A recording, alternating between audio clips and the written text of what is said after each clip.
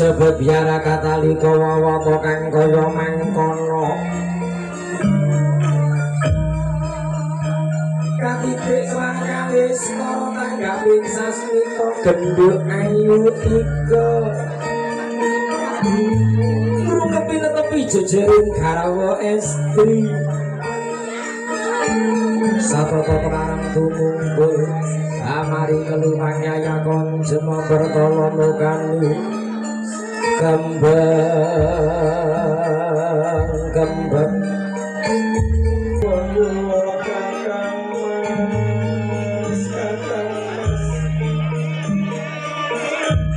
sugeng bukti kula katur kunjuk paduka kakang mas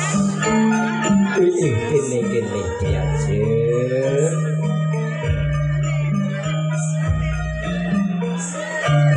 garwaning pun kakang wong manis kang dak tresnani to katitik rinanggul awit tuhu tresnanira awit wis kepareng jumbuh ingkang padha senenge sosok wadahe kendi wis cocok jroning ati katitik denira kemareng satata awis karo genduk ayu kang lolos punang dhuwur ingkang minangka sifat tiyang delira ingkang raka wapa kang kaya mangkara babah denira kemareng abiyantara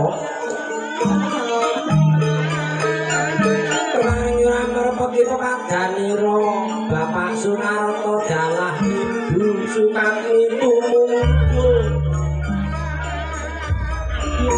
amari telupang yaya konjema bertolo mukane kemareng kembang duh kanjeng Ibu wapa kang kaya mangkono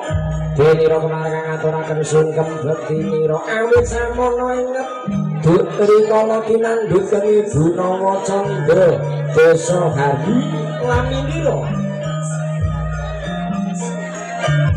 darah rama ingkang pinangka lantaran alukir siwaraganira ila paring mangke kembang Kanjeng Rama kang kaya mangkono satata kemareng manut keparengipun Gusti Kang Rubeng dumadi ya ingkang mangko teges mangko karep Gusti Kang putra jroning lala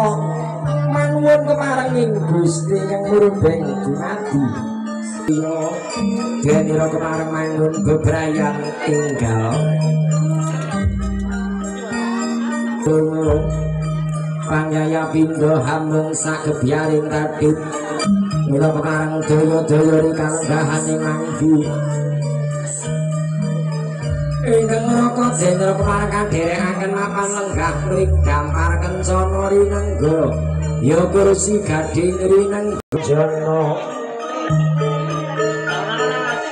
samono kemareng rineng wujudira kacang kawak kedele kawak beras kawak duwi awak pralampita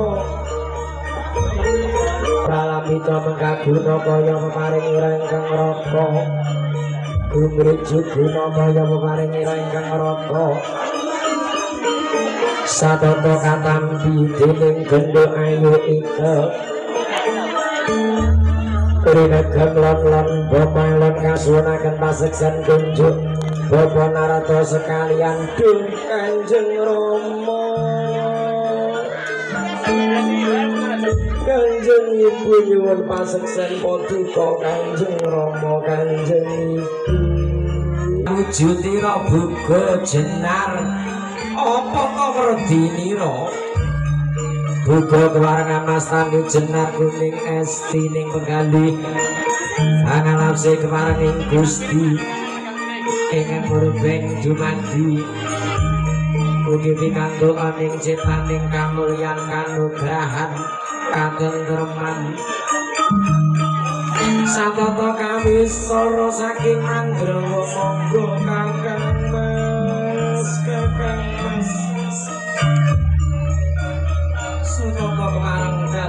matur sidang kakang Mas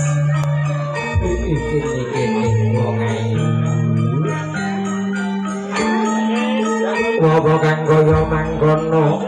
pira kemar manunggal jroning rasa mugi antuk kanugrahan ing Gusti mila tengara dene kemareng dahalang dinulang apa kang kaya mangkono kawistara raka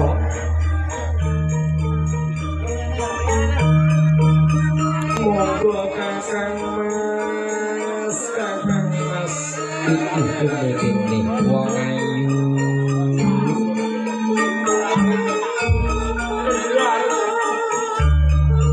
ini bebar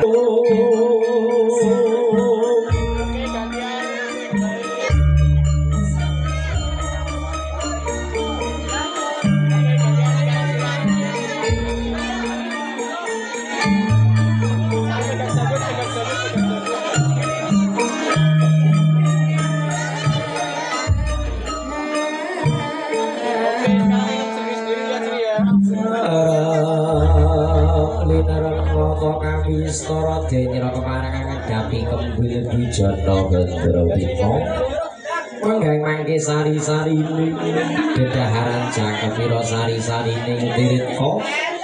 ingkang minangka Mas ali-ali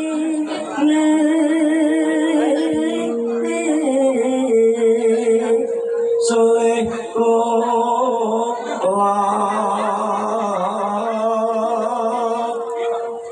baca dengan